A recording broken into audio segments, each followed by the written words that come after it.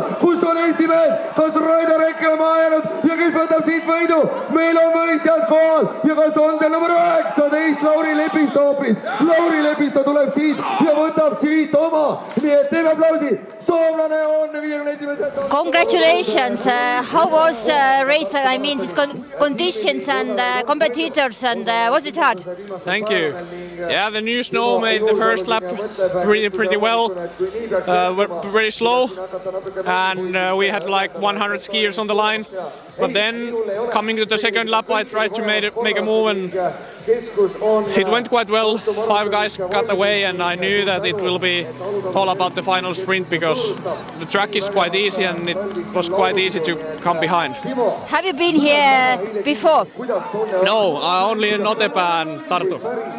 And where is your next race to compete? My next race will be in Norway on Friday, the Norwegian Cup. Okay, thank you very much, good luck! Thank you.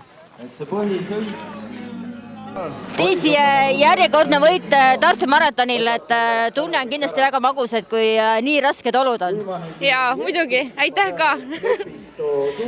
Aga ütleme, et kuidas sulle tundus, et kui sa hakkasid, kui see sõidu algus oli, et rada oli ju raske, et mis plaan sul oli, et kas ta vahepeal nagu muutus ka see, et tegid sa midagi peas ringi, et kuidas seda sõitu täna nagu läbida? No eks ma üritasin lihtsalt jälgida, mis Tanja teeb, et ma teadsin, et ta on suurim konkurent ja üritasingi jälgida. Eessar ringil lõpupoole ta eest ära läks korra, mul jäi vahe sisse, siis korra tekkis siuke tunne, et ei tea, kas ikka täna tuleb võitu, aga jõudsime järgi ja lõpus sain eest ära. Aga ütleme, et kas see suusavalik oli täna õige? Jaa, kindlasti, et ma arvan, selle lumesajuga klassikasuusaga oleks libisemine palju kehvem olnud. Nii et nüüd on, ütleme, et Kõrvemaal kohtume järgmisena sinuga Tallinna maratonil. Sellel ajal olen ma MM-il, nii et seal me kahjuks ei kohtu. Aga siis ma soovin sulle palju edu maailmameistrivõistlusteks. Jaa, suur aitäh!